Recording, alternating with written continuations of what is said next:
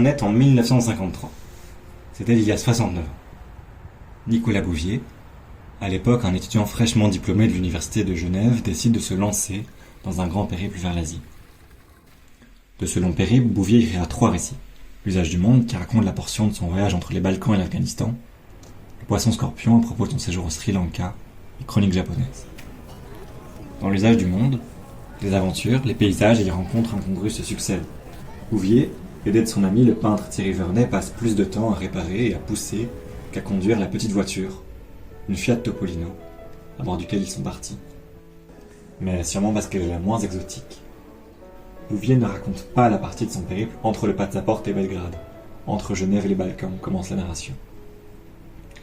Et c'est à partir de cette observation que commence ma suite, un peu saugrenue peut-être, d'idées qui m'amènent à décrocher ma bourse Grand Tour.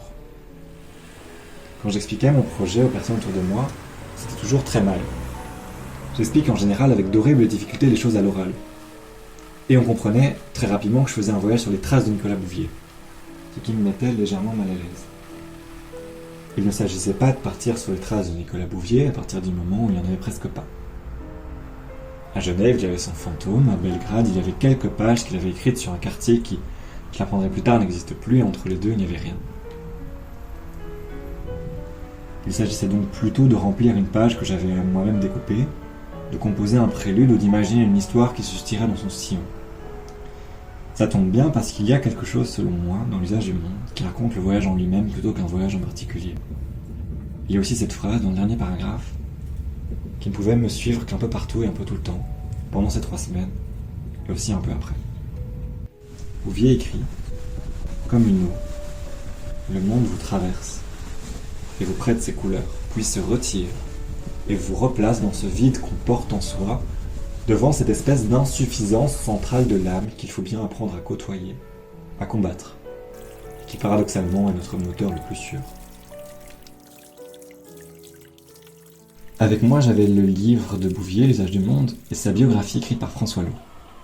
Il expliquait, entre autres, que Bouvier était un humain doué de la capacité d'être malheureux. Il y avait quelque chose d'absolument rassurant là-dedans. Pour schématiser, il expliquait que voyager le rendait malade tandis qu'écrire le rendait triste. Et j'extrapole sûrement beaucoup. Moi, je suis en général ni malade ni triste, mais assez perplexe et très anxieux. Et le contraste promettait d'être saisissant.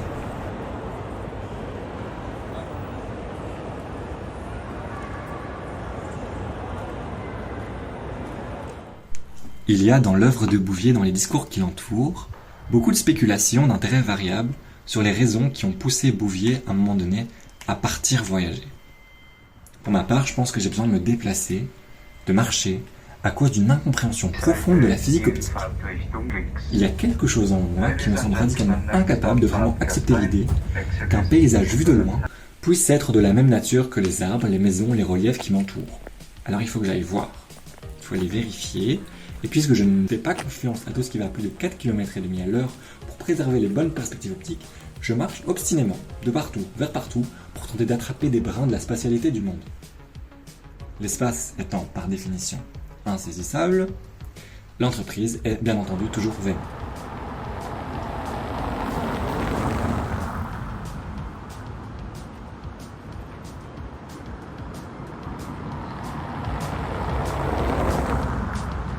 L'exemple le plus frappant datait de Genève.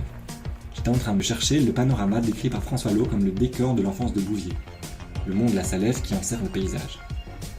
Au pied d'un arbre, et il faisait très chaud, je regarde ce mont, les maisons cossues qui l'entourent, le nuage, mais surtout je me demande pourquoi les montagnes sont plus basses de loin qu'elles ne sont hautes de près. Je réfléchis longuement, et en vain. Esquisse des schémas dans ma tête qui me semblent extrêmement insatisfaisants.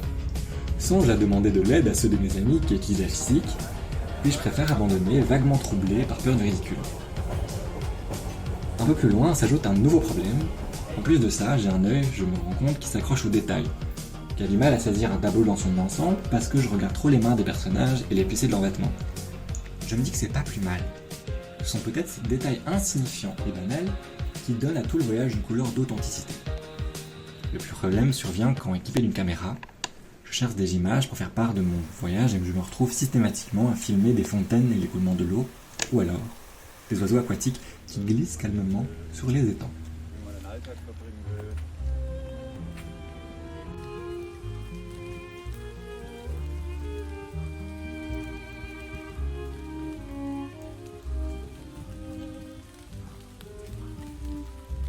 And it's in the forest. And that's why we need to bring the forests back.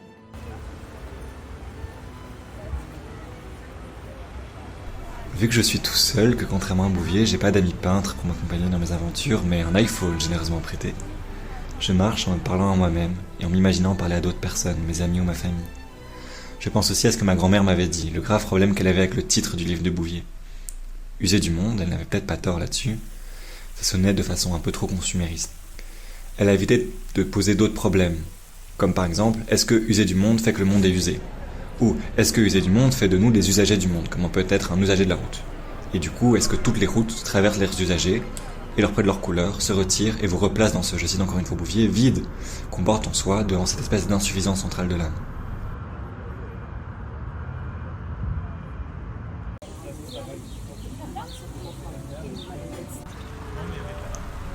J'arrive à un lac au bord de l'Autriche.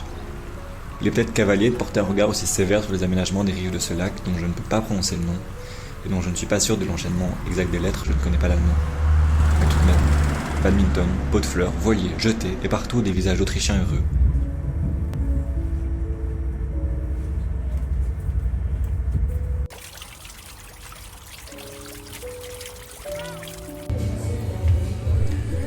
Pour être métaphorique, je pourrais dire qu'à un moment donné l'enjeu change. Il ne s'agit plus de se déplacer mais d'être déplacé, désaxé. Tout regarder en faisant un pas de côté, ainsi plus rien ne peut m'atteindre dans plein axe, et le monde me traverse sans foudroyer.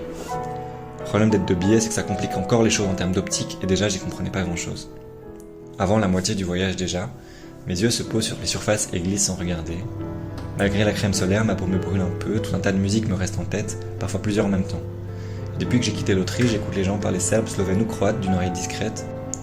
J'ai l'impression d'avoir perdu le fil, d'être pris dans plusieurs méandres à la fois. Dans une parenthèse, je fais la liste des méandres, les lieux, le temps, les langues, mes conversations imaginaires avec des gens absents, les rues, mes pensées. Point.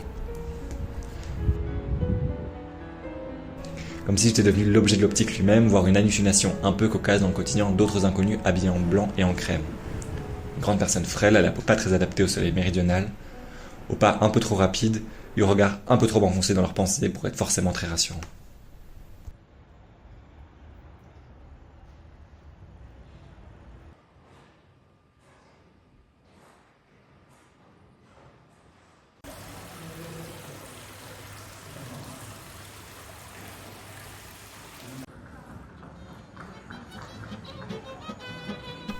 Après 2 semaines de voyage, arrivé à Belgrade, j'allais me dire tout ça pour ça. L'endroit où avait vécu Bouvier, l'endroit qu'il avait abondamment décrit, ici n'existe plus. Là où il localise, entre le pont de la Save et le confluent avec le Danube, entre les quartiers de Zemun et de Novi Beograd, il n'y a maintenant qu'un parc immense et vide à l'herbe sèche. La banlieue encore rurale, où disait-il l'État yougoslave entreposait ses artistes, a eu le temps depuis les années 50, c'est-à-dire il y a 70 ans, à peine un peu moins que l'âge de ma grand-mère pour parler d'elle, de s'évaporer.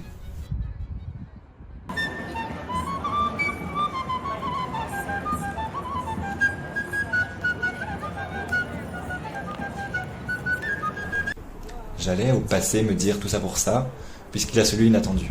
Le restaurant le plus petit du monde, une table et 2 chaises, tenue par une femme qui faisait la sieste sur un hamac avec un chien couché entre la terrasse et la cuisine. Si ça existe vraiment, on pourrait croire que ça vient directement du passé. Que ça aurait pu être écrit par Bouvier lui-même en fait. Il le raconterait d'une façon qu'on imagine très facilement. Une femme blonde et un lastif qui semblait l'attendre sur un hamac, lui fait une blague, ils auraient sympathisé, bu de la rakia, de la liqueur maison toute la nuit. Il l'aurait photographié, enregistré pendant qu'elle chantait un colo, un chant traditionnel serbe avec un air vaguement mélancolique. Ça aurait fait 1 ou 2 pages, pleines de lumière, mais moi j'ai refusé le rakia. Je suis parti poliment après avoir mangé et payé. Les pensées font de plus en plus de bruit, je rêvasse toujours un peu trop.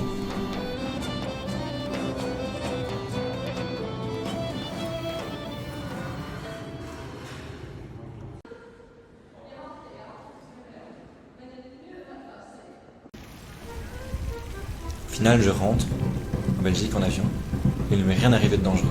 Pas d'aventure tumultueuse et pas de poussée d'adrénaline, si ce n'est un retard de correspondance.